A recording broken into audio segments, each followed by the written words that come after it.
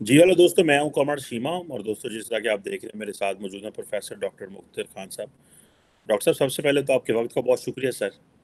भाई thank you very much कमर साहब। और आपके सुनने वालों को देखने वालों को मेरा सलाम, नमस्ते, सत श्री अकाल, वनक्कम और नमस्कार। डॉक्टर साहब, बहुत शुक्रिया। देखिए, आज मैं देख रहा था, रॉयटर्स की एक खबर थी और कि इंडिया के जो फॉरेन मिनिस्टर साहब हैं, डॉक्टर जयशंकर साहब, उन्होंने जो बात की है, उन्होंने ये कहा है कि पाकिस्तान के साथ जो टाइज है ना, वो आज के दौर में रेलेवेंट नहीं है। और दूसरी उन्होंने बात की कि इंडिया और चाइना जो है ना, वो ग्लोबल पावर्स के साथ अच्छे ताल्लुकात हैं उनके। सो ये जो उन्होंने डॉक्टर जयशंकर ने बात की है कि Pakistan is not relevant today. मैं भी वैसे ये काफ़ी दिनों से, काफ़ी देर से ये मैं बात कर रहा हूँ कि पाकिस्तान शायद इररेलेवेंट हो चुका है इंडिया के लिए। डॉक्टर साहब, ये जो प्रोफेसर डॉक्टर जयशंकर ने बात की है, आप इसको कैसे एनालाइज करते हैं कि पाकिस्तान आज के दौर में इंडिया के लिए रेलिवेंट है? मैंने वो बयान पढ़ा उनका।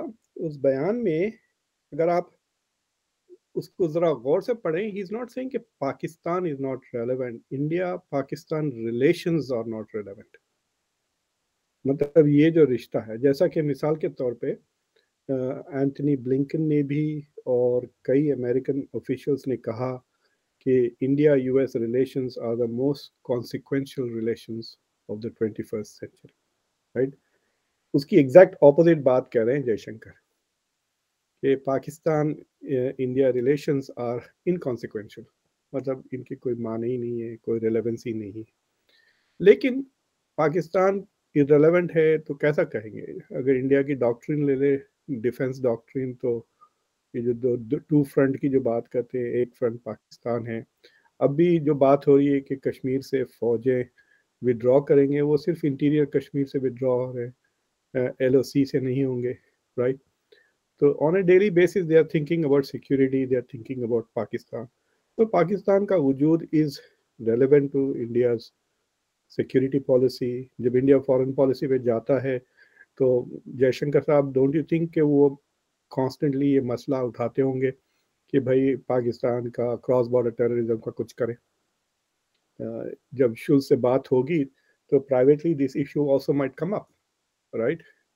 आपको पता है कश्मीर का मसला उठा लिया था जर्मन फाइनेंस फॉरेन मिनिस्टर ने, तो वो तो याद होगा अभी। They haven't forgotten that fully. So I am not sure what he means. उन्होंने, उनका कहने का मतलब था मेरे ख्याल से कि this is not the time to try and improve India Pakistan relations. ये जो सवाल उठा है ना, will India help Pakistan in its moment of crisis. India ने कुछ 3-3.5 बिलियन डॉलर का क्रेडिट एक्सटेंड किया है टू श्रीलंका। 550 मिलियन का करोड़ का एड उन्होंने एडवांस किया है बांग्लादेश के लिए, भूटान के लिए, नेपाल के लिए इस साल के बजट में। There is nothing for Pakistan in it. So ये कहना, he is probably trying to say कि this is not the time where we will look to help, क्योंकि ये उस कॉन्टेक्स्ट में उठा था कि will India provide some assistance to Pakistan. दूसरी चीज़ ये है कि आपको याद है शायद 2011 में पाकिस्तान को हेल्प करने की कोशिश की थी इंडिया ने, जब फ्लड्स आए थे। पहले 5 मिलियन दिए, उसके बाद 20 मिलियन भी। वो सारे यूएन के थ्रू, यूएन और वर्ल्ड बैंक के थ्रू राउट करने की कोशिश की थी। बिकॉज आपके लीडर्स फिर अजीब से बयान देते, we don't want India's help and even if India offers help we will not take. इस तरह के बयान तो आते ही रहते हैं ना। So for India it is a bit awkward. जैसे कि टर्की की जो हेल्प की है, टर्की के पास ऐसे कोई नेगेटिव बयान नहीं है। I mean India reach there. So I have a feeling that he is being careful not to put himself in a position where he could be insulted by India. अमल मदद करने जाए आप पाकिस्तान की, फिर उनके तरफ से कुछ अजीब इंसल्ट सी चीज़ क्यों लेकर आए? फिर बिकम डोमेस्टिक इशू, फिर डोमेस्टिक ओपोनेंट्स उनकी वो लेकर उनके खिलाफ बातें करेंगे ना। सो that is I think the context in which he is talking. लेकिन अगर आप उनको फेस वैल्यू पे ले लें तो it is very clear, India Pakistan का कुछ ट्रेड नहीं चल रहा अभी। Is hardly any trade anything. तो from an economic perspective Pakistan is irrelevant, और पाकिस्तान इतना कमज़ोर हो गया है और उसके सारा एक्शन पाकिस्तान के वेस्टर्न फ्रंट पर है। कभी आपने कभी सोचा था कि आपका western front is going to be hotter than your eastern front? So from that perspective India को लग रहा है कि Pakistan is probably going to be preoccupied on the Durand line for a long time. तो उस तरह से भी आप कह सकते हैं कि Pakistan is not very relevant today. It's like saying कि भाई what are you doing about, मतलब कोई दूसरे छोटे से मुल्क को ले ले, जिम्बाब्वे तो उनके साथ इज इट रेलेवेंट? क्रिकेट की हद तक बस, उसके अलावा नहीं। तो डॉक्टर साहब ये जो बात है कि ये फिर इसको तो बड़े एंगल से खैर देखा जा सकता है, लेकिन इंडिया कहता है थर्ड पार्टी को इन्वॉल्व नहीं करना, बायलैटरल कहता है ज़रूरत नहीं है, दहशतगर्दी वो कहते हैं जी स्पॉन्सर कर रहा है। पाकिस्तानी लोगों से बात करें वो कहते हैं ये इंडिया की इतनी पुरानी रेटरिक है, इसको कोई दुनिया में सीरियस नहीं लेता। ना अमेरिकन हमारे साथ बायलैटरल्स में ये चीज़ लेके आते हैं, ना ब्रिटिश लेके आते हैं, उनको पता है बस ये इल्ज़ाम की हद तक चीज़ें हैं। सो फिर इसका मतलब तो ये है कि ये चीज़ें जो हैं वो स्टैंड स्टिल हो गई हैं, डेड लॉक है, और ये क्या ये तभी ख़त्म हो सकता है जब पाकिस्तान की जो पोजीशन बदलेगी, पाकिस्तान जियो इकोनॉमिकली रेलिवेंट होगा, तब ये चीज़ें ये जो सिचुएशन है बदलेगी, या कि इसके अलावा कोई आप समझते हैं कोई ऐसा इंडिकेटर या फैक्टर है जो कि इंडिया को मूव कर सकता है? देखिए, आई डिसएग्री के there is not an issue. अब अभी तो निकले आप FATF से, राइट? तो अगर अक्टूबर में तो इंडिया का प्रेशर तो था ही ना। So so I am not sure कि इंडिया की जो लॉबिंग हो रही है it does not have, I think it does have a major effect आपको, इट डज मार्जिनलाइज। और बाद लोगों का ख्याल है कि इट इज़ क्वाइट पॉसिबल कि IMF is dragging is feet because of India. हो सकता है कि India is also pushing pressure. मेरे पास ऐसी कोई खबर नहीं है जिससे मैं इसको कंफर्म कर सकता हूँ, but I can just say that people in Washington are saying that it is possible कि India is putting pressure on IMF to go slow on Pakistan के इश्यूज पर। आई डोंट नो, बट देखिए आप कि एक तो ये है कि अगर पाकिस्तान की इकोनॉमिक सिचुएशन, जो मुझे नहीं लगता कि आइंदा 2-3 साल में इमीडिएटली अच्छी होगी। अगर आपके पास सोना भी निकल जाता है, उसको खोद के निकालने में 2-3 साल लग जाएंगे। सो 1-2 साल तक, 2024 तक तो आप you are not going to fully recover. अभी तो things are going to get even more worse in 2023। अगर ठीक भी हो जाते 2023 में, by the time you recover 2024, अगर आप ग्रोथ उसके बाद 10-12% से अगर पाकिस्तान की इकोनॉमी ग्रो होती है 10 साल तक, then you will start becoming relevant ना। तो अभी आपकी जो GDP है कुछ $350 बिलियन की है। पता है, आप कभी ड्राइव करके गए न्यूयॉर्क को? तो आप फिलाडेल्फिया से जाते हैं ना शहर, जी जी जी जी फिलाडेल्फिया। जी, आपका शहर आपकी स्टेट क्रॉस करके आगे जाते हैं। जी हाँ, तो फिलाडेल्फिया की जो आबादी है वो 1.2 मिलियन है, और आपको पता है उसकी GDP कितनी है? $450 billion. It is more than the entire GDP of Pakistan. तो आप समझ जाएं कि हाउ इकोनॉमिकली इररेलेवेंट है आप। सो आप उसको, अगर आप लेट्स से कि 10 साल तक 10% से भी गुजरे या 15% से ग्रोथ करे, 15% भी ग्रो करे तो कुछ 40-50 बिलियन डॉलर हर साल ऐड करते जाएंगे आप, राइट? तो 10 साल के बाद जाके आप 600-700 बिलियन डॉलर के करीब पहुंचेंगे। And as a neighbour it is not just that, अगर आपके पास कोई स्पेशल चीज हो जो इंडिया नीड्स ना, तो वहां पे ट्रेड बढ़ना शुरू होगा। ये और बात है कि इंडिया के बिजनेसमैन के वो देखेंगे भाई बाजू 700 बिलियन डॉलर की इकोनॉमी है, राल टपकने लगेंगी कि देयर बाइंग परचेजिंग पावर उनका बढ़ गया है, they can buy things, let's go sell them things, right? So वो चीज पैदा हो सकती है, but that is not going to happen very quickly. मतलब आप इंडिया का ग्रोथ 1991 से जाके आप देखें ना, 30 इयर्स के बाद India is suddenly become important economically.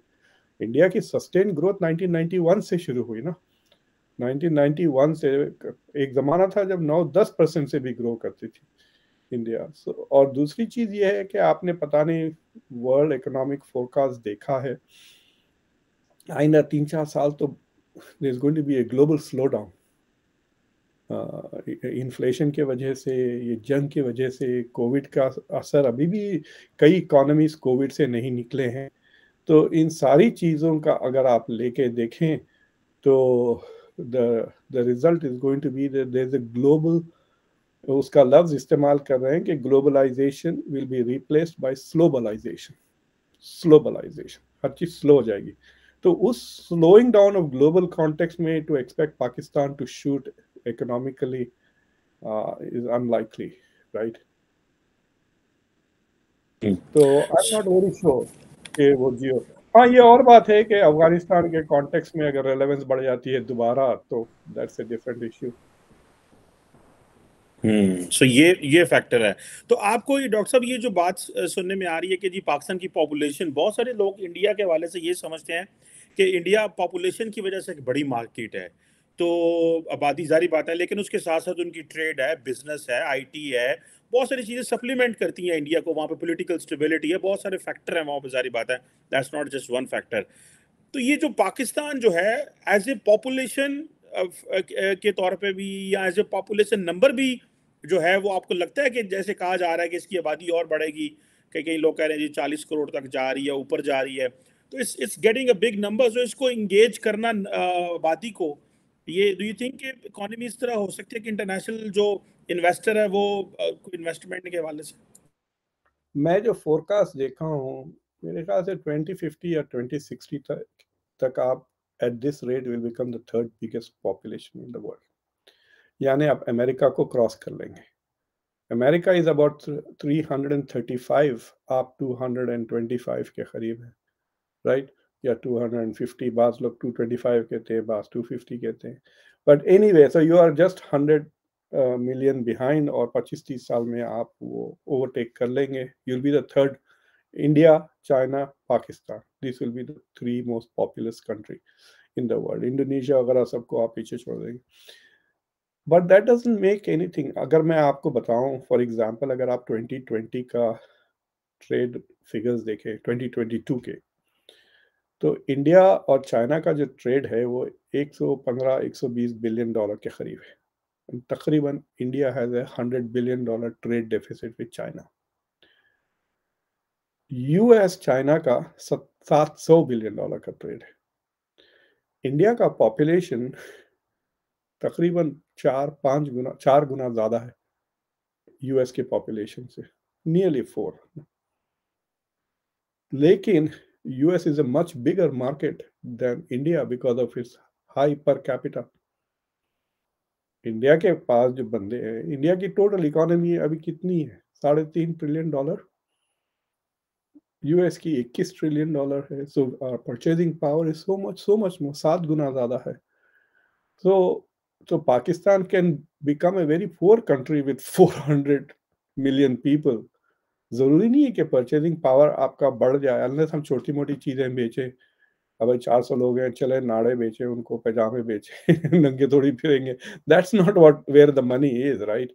अगर आपके 400-500 मिलियन की आबादी हो जाती है और हर बंदा एक लैपटॉप, एक आईफोन खरीद रहा है, देन तो मजा आएगा ना। आईफोन 14 अब इंडिया से जा रहा है मैन्युफैक्चर, तो if they start buying that, तो परचेजिंग पावर की बात है। There are smaller countries with higher purchasing power, higher consumption than Pakistan. तो इंडिया की पॉपुलेशन हमेशा से ज्यादा था, बट इंडिया की इकोनॉमी अब बढ़ी है। India now has a middle class. दुनिया में सिर्फ 2 ऐसे मुल्क हैं विच कैन सस्टेन ग्रोथ, 2 या 3 मुल्क हैं जो सस्टेन कर सकते हैं growth through domestic consumption, US, India, China. बाकी के सारे मुल्क डिपेंड ऑन एक्सपोर्ट्स। चाइना भी बहुत एक्सपोर्ट करता है, लेकिन उनके पास भी इतनी बड़ी मिडिल क्लास है, 700-800 मिलियन की मिडिल क्लास है कि वो कंज्यूम करते रहे, तो वो डोमेस्टिकली मैन्युफैक्चर और कंज्यूम। जो इंडिया की इकोनॉमी कोविड के बाद इसलिए ज्यादा रिकवर हुई because it's less globalised than China. तो डोमेस्टिकली कंजम्पशन की वजह से वो ये ग्रोथ आ रहा है। समझ रहे ना, इट इज स्टेबलाइज हो रहा है। तो आपके पास अगर 400-500 मिलियन अगर आपका पॉपुलेशन बन जाता है, but that's not a short term thing, we are looking at 20-30 years horizon ना। तो आप 20-30 साल के बाद अगर आपका पॉपुलेशन बढ़ते रहता है और उनकी कंजम्पशन की हैबिट्स बढ़ जाती है, तो there are many ways of doing that. For example आपका कंज्यूमर फाइनेंस इंडस्ट्री पता नहीं कितनी अच्छी है, अगर आप, if you have a good consumer finance business, लोग है इन्वेस्ट कर रहे हैं, तो लोग can buy now pay later वाली बात ना। तो you generate demand, you generate manufacturing, economy then takes off ना। बट उसके लिए पैसा होना चाहिए ना, बिजनेस मार्केट्स में, बैंक्स में। आप प्रिंट तो नहीं कर सकते, अगर आप प्रिंट करना शुरू करें तो इन्फ्लेशन हो जाएगा। So that is a little problematic. देखिए जरा, बेसिक फंडामेंटल चीजें होती हैं, वो फंडामेंटल्स जो है वो बहुत, आपकी government has allowed the fundamentals to become very bad, ये ना।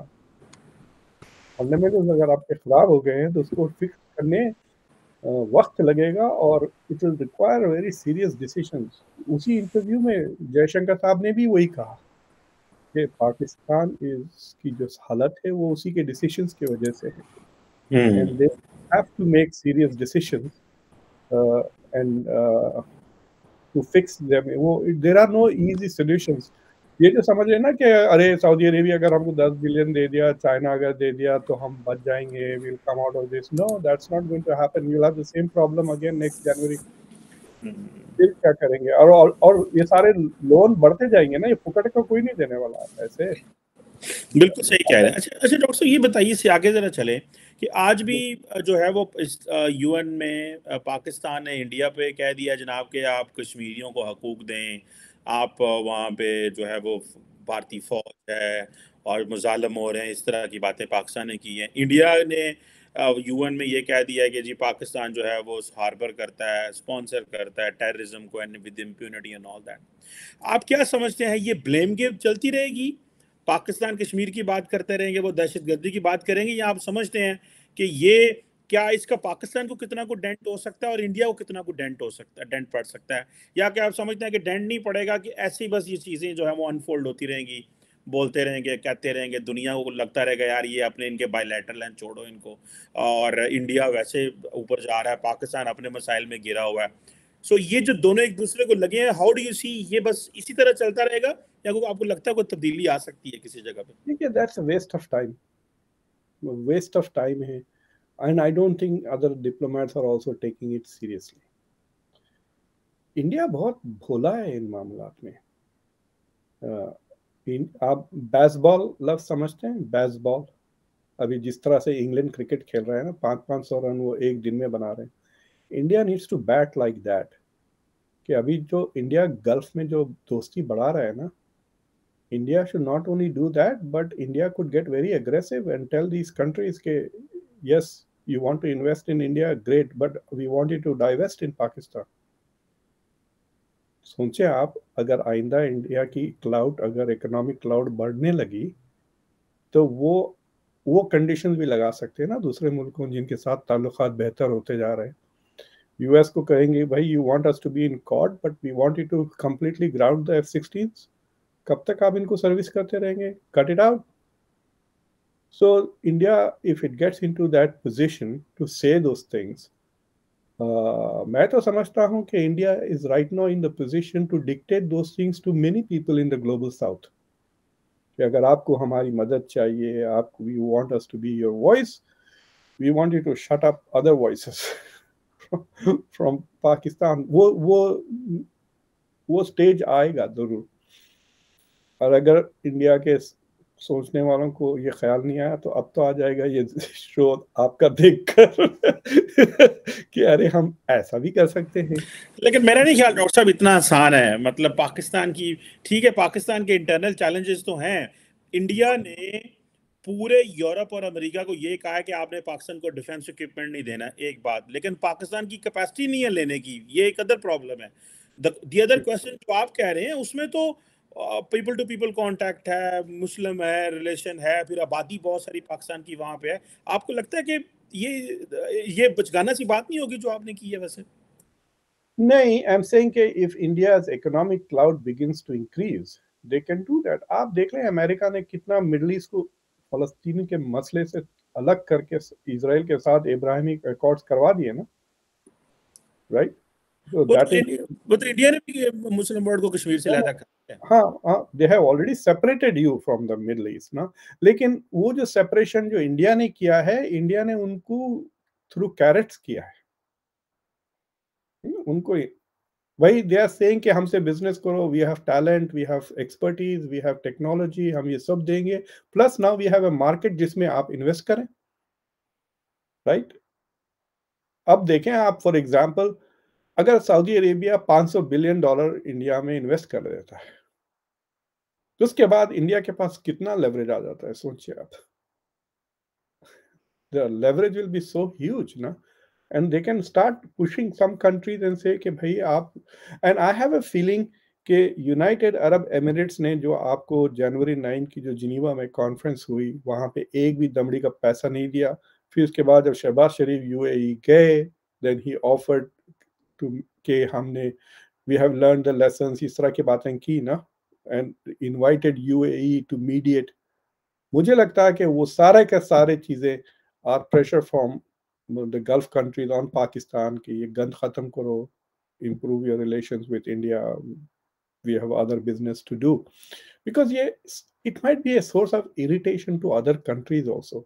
अभी तक तो समझ में आ जाना चाहिए थी कि जो मुस्लिम दुनिया है, it doesn't care about Muslims। Pakistan doesn't care about Uyghurs।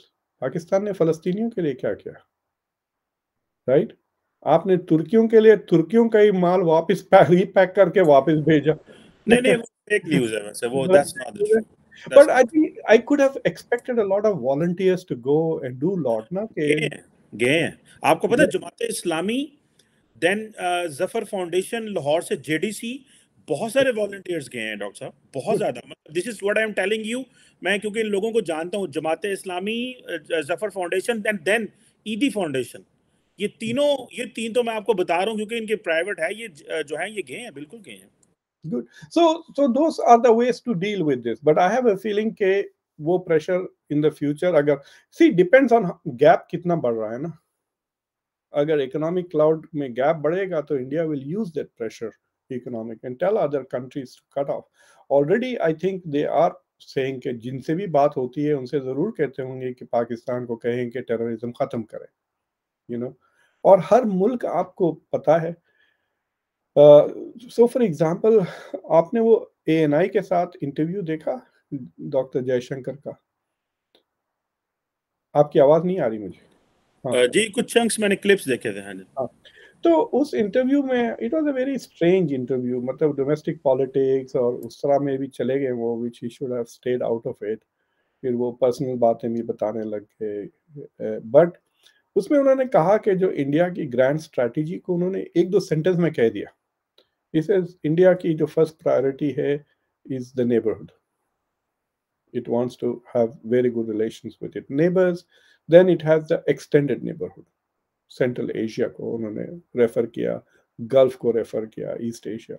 And then उसके बाद they want to have the third level, उन्होंने कहा good relations with major powers.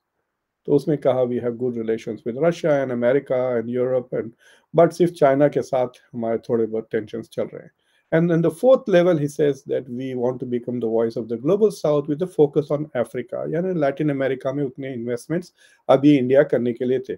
So you could see these 4 levels of India's engagement and efforts।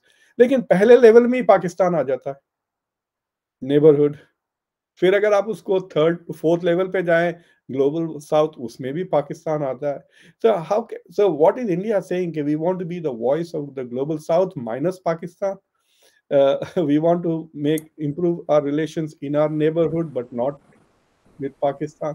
मतलब उतना बड़ा whole क्या था feel कर लगा। Have good relations with Afghanistan, good relations with Bangladesh, Nepal, Bhutan, Sri Lanka, Maldives, ये बीच में एक वैक्यूम।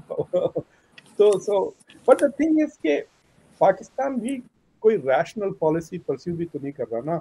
आप मतलब कोई सेंस की बात ही नहीं, ना लिबरल है ना रियलिस्ट है, कुछ भी नहीं है। Like they seem to be like we have only one purpose in life which is to hate India and get Kashmir. इसके अलावा और कोई समझ में नहीं आती मुझे बात। हमारे पास एक स्ट्रेटजी है डॉक्टर साहब, उस स्ट्रेटजी को हमारी पंजाबी जुबान में कहते हैं डंग डबो स्ट्रेटजी। डंग means we call it day, मतलब अच्छा डे, दिन, how to spend a day. अब अच्छा जैसे वो, मैं जब हम पढ़ते थे, हमारे एक प्रोफेसर साहब होते थे, आई थे, पता नहीं आप जानते होंगे नहीं, डॉक्टर ताहिर अमीन साहब। ये अच्छा गुड प्रोफेसर, अच्छे IR वगैरह में पढ़ाते थे।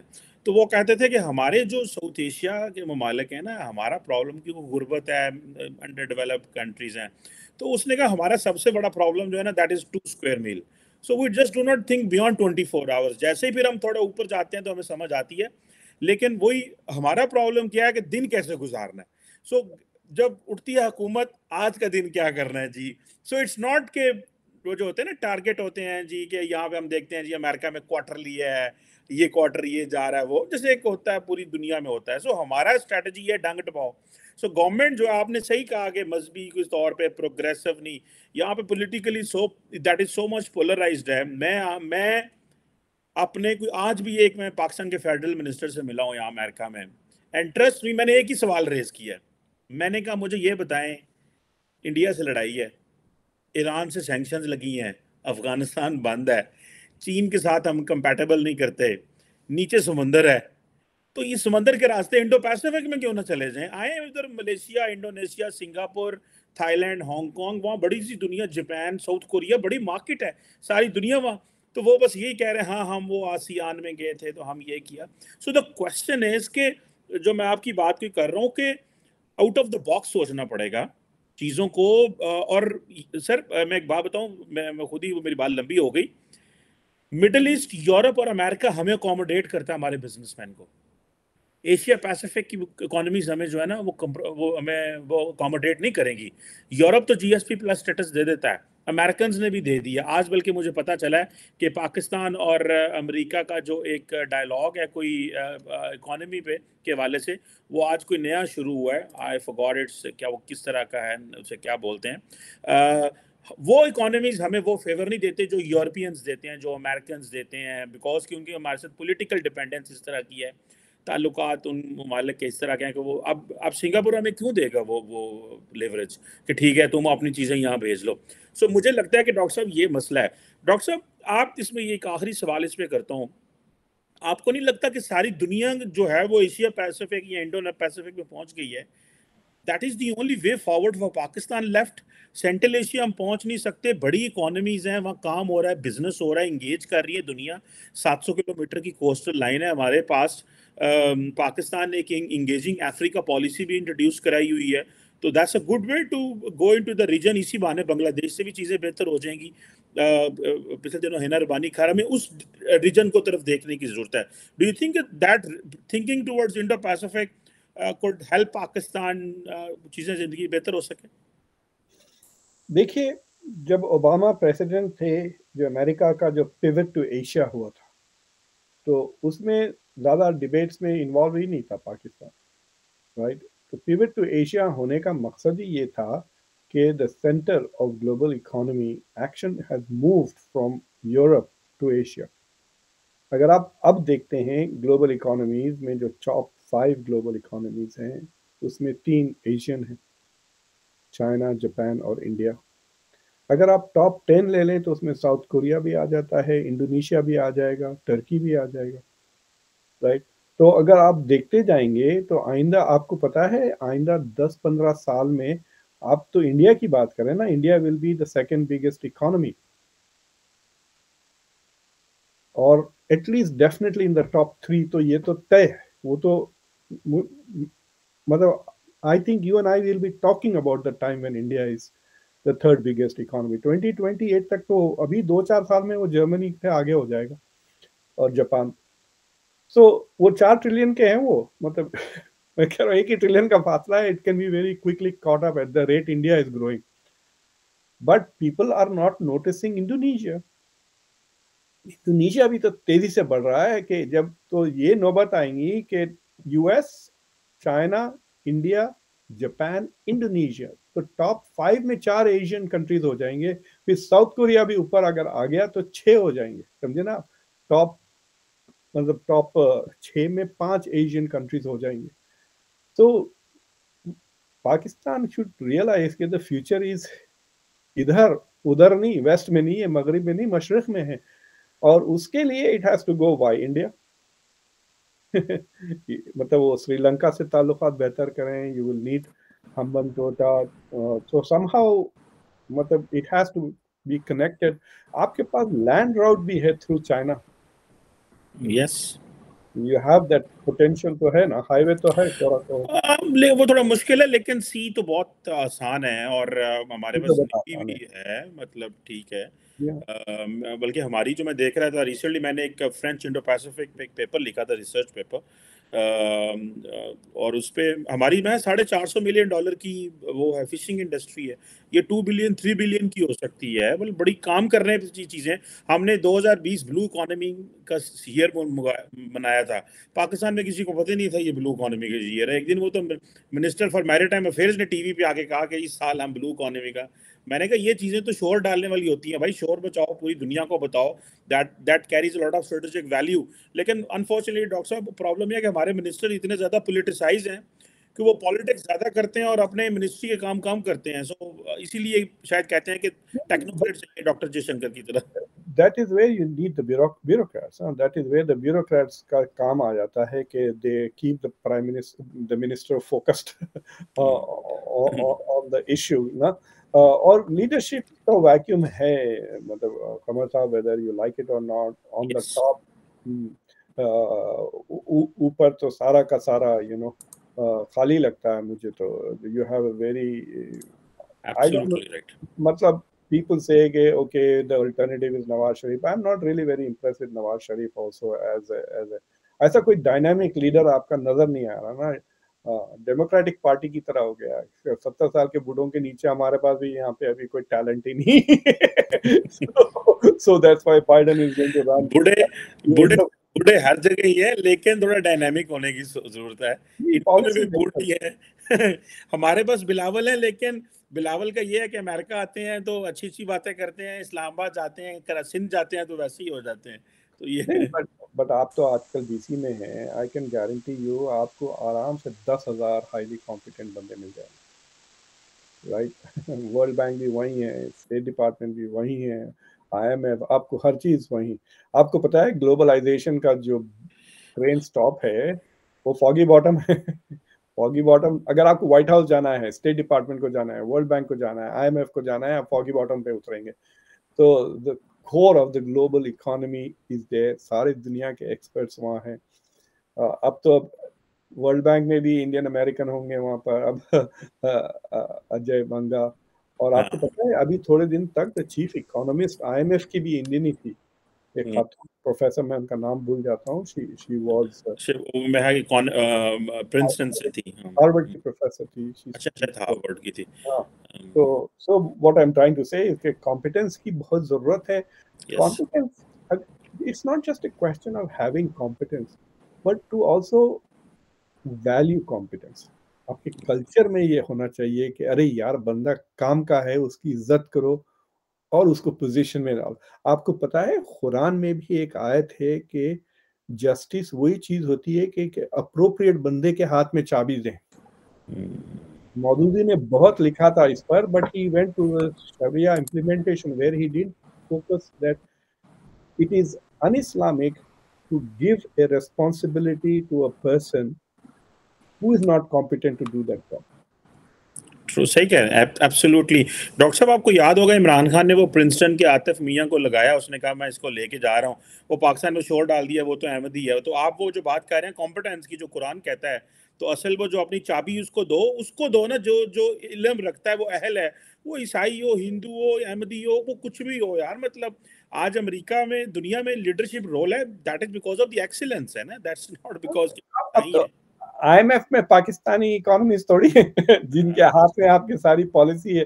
अगर वो उसको लेकर आते, क्या नाम था उनका, अजीज मियां कुछ, आतिफ मियां। आतिफ मियां, हाँ, तो उनके I mean they could have, मैंने उनका एक दो शोज देखे, he is very he is very knowledgeable about the Pakistani economy, लेकिन जरा डर डर के बोल रहे थे वो मुझे। अहमदी है ना।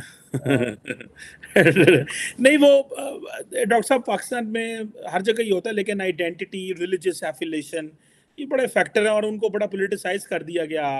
इमरान खान ने उनको अपॉइंट किया, शोर मच गया। तो वो आप वाली बात जो आपने बात सही की है कि टैलेंट को वैल्यू करो, वो कोई भी हो, कैसा भी हो, उस चीज़ की वैल्यू है, ना कि आपकी जो एफिलिएशंस हैं। एनी हाउ, ये एक आज जिस तरह के मास्टर कार्ड के फॉर्मर सीईओ को वर्ल्ड बैंक लगा दिया उन्होंने, प्रेसिडेंट बाइडेन ने आज अर्ली मॉर्निंग उनकी प्रेस ब्रीफ व्हाइट हाउस की आई थी। तो thank you very much professor doctor Mukhtar Khan sahab. Sir it's always pleasure. मुझे तो आपके साथ बात करते करते ऐसे लग जाता है मैं आपका स्टूडेंट ही हूँ, और जो है ना आपके साथ जो है हो रही लर्निंग हो रही है। That's how the people in India and Pakistan, they watch you and like you for all your commentary and your comments. Sir. Thank you very much, sir. Thank you. Thank you.